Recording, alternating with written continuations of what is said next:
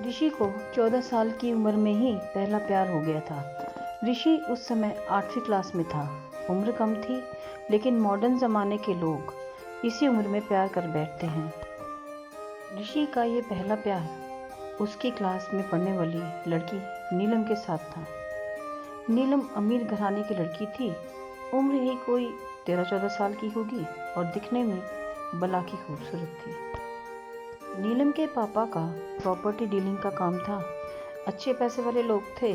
ऋषि मन ही मन नीलम को दिल दे बैठा था, लेकिन हमेशा से ही डरता था कि ऋषि के पिता एक स्कूल में अध्यापक थे। उनका परिवार भी सामान्य ही था, इसलिए डर से ऋषि कभी प्यार का इजहार नहीं करता था।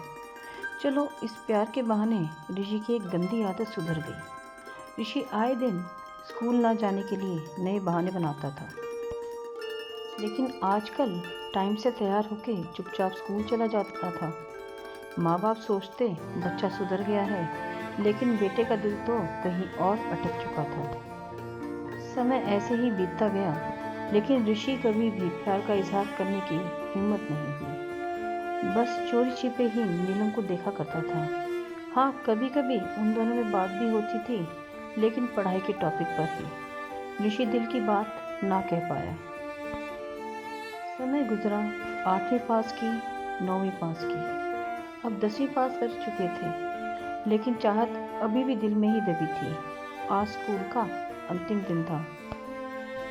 ऋषि मन ही मन उदास था कि शायद अब नीलम को शायद ही देख पाएगा, क्योंकि ऋषि के पिता की इच्छा थी कि अब 10वीं के बाद बेटे को बड़े शहर में पढ़ने भेजेंगे।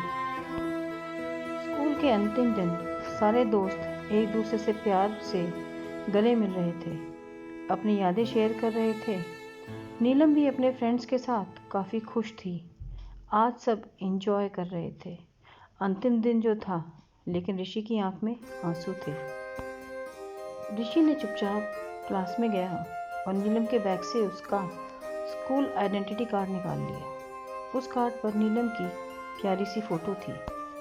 ऋषि ने सोचा कि इस फोटो को देखकर ही मैं अपने प्यार को याद किया करूँगा। बैंक से लोन लेकर पिताजी ने ऋषि को बाहर पढ़ने भेज दिया। नीलम के पिता ने भी किसी दूसरे शहर में बड़ा मकान बना लिया और वहाँ शिफ्ट हो गए। ऋषि अब हमेशा के लिए नीलम से जुदा हो चुका था। समय अपनी रफ्तार से बीतता गया। ऋषि ने अपनी पढ़ाई पूरी की और अब एक बड़ी कंपनी में नौकरी भी करने लगा।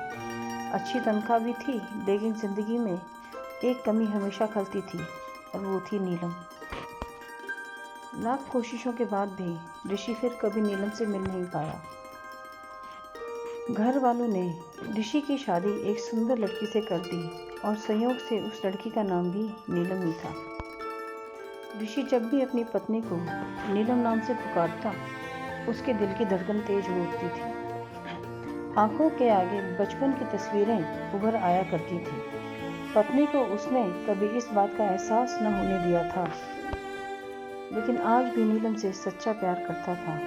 एक दिन ऋषि कुछ फाइल्स की तलाश कर रहा था कि अचानक उसे नीलम का वो बचपन का आइडेंटिटी कार्ड मिल गया। उस पर छपे नीलम के प्यारे से चेहरे को देखकर ऋषि भावुक हो उठा कि तभी पत्नी अंदर आ गई और उसने भी वे फोटो देख ली।